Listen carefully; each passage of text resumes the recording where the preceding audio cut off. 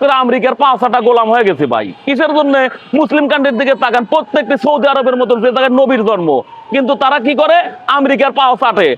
মিশরের কথা যে আপনারা বারবার বলছেন, মিশরও তো আপনারা আমেরিকার হইলো 5-6টা গোলাম। আসলে আর্জেন্টিনা দল আমি সাপোর্ট করি 2010 সাল থেকে, যখন আমি মেসিকে ভালোভাবে চিনেছি। আসলে মূলত উদ্দেশ্য, আমি আর্জেন্টিনা দলকে যতটুকু সাপোর্ট করি তার চেয়ে বেশি সাপোর্ট করি মেসিকে, কারণ মেসি একজন ভালো মানের খেলোয়াড় এবং সে একজন ভদ্র মানের খেলোয়াড়। আসলে আর্জেন্টিনা দল এমন একটি দল, এই দল মনে করেন দল যদিও খালের কিনারায় চলে যায়, সেখান থেকে দল মনে করেন যে মানে টিকে থাকতে যা করা, এটা আর্জেন্টিনার মধ্যে আছে। বিশেষ করে আর্জেন্টিনার সকল খেলা আমার ভালো লাগে। আপনারা হয়তো খেয়াল করেছেন, কয়েকদিন আগে একটা খেলা হয়েছে মিশরের সাথে যে একটি ম্যাচ হয়েছে। আসলে আমি এই পতাকাটা গুলিস্তানের মোড়ে নামাবো, অলরেডি নামানোর পরিকল্পনা করছি যে এই পতাকার আমি রাখবো না।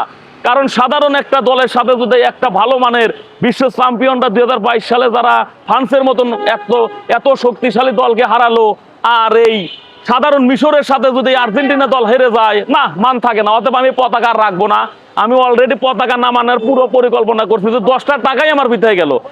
মেসির দলকে আমি এত ভালোবাসি, আর এই 10টা টাকা আমি বিথায় দিলাম। না, পতাকা নামাবো। এই মুহূর্তে একটা আর্জেন্টিনার সমর্থন করলো, ভাই অধৈর্য হইও না, খেলা 72 মিনিট গেছে, ওটা ব্যাপার না।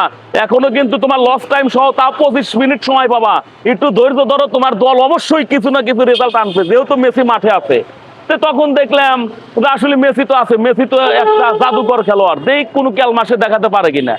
আল্লাহর কি কাম, খেলা দেখতেছে পুরো দমে, হাজার হাজার মানুষ খেলা দেখতেছে। হুট করে একটা গোল হয়ে গেল।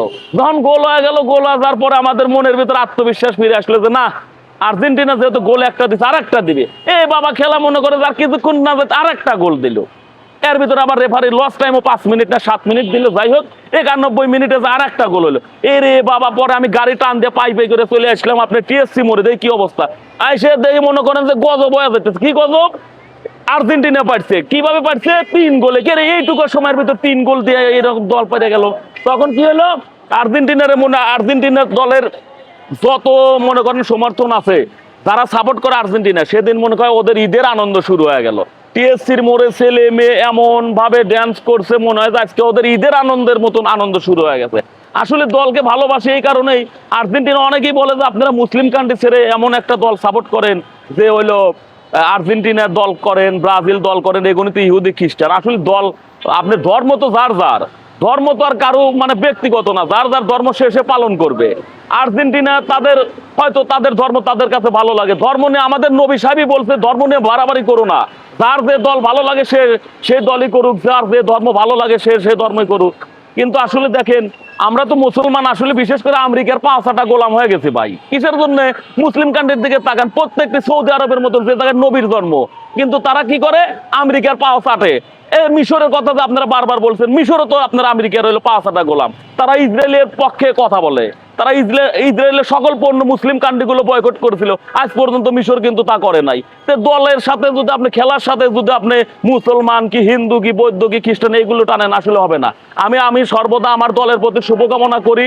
যেহেতু মেসির এটাই শেষ বিশ্বকাপ, আমি চাই যে 2026-এর কাপটা তার হাতে আসুক। আমি চাইবো যে আমার দল ভালো খেলুক। আগামীতে হয়তো আর্জেন্টিনা দলে মেসি না থাকলে দলটা তেমন শক্ত অবস্থানে থাকবে না। তারপরে বলছে আগামীতে 2026-এর কাপটা আমরা মেসির হাতে শেষবারের মতন দেখতে চাই। এই আশা প্রত্যাশা এবং আর্জেন্টিনার সকল সমর্থনের সুস্বাস্থ্য এবং দীর্ঘায়ু কামনা করে আমি আমার কথা শেষ করলাম। আসসালামু আলাইকুম।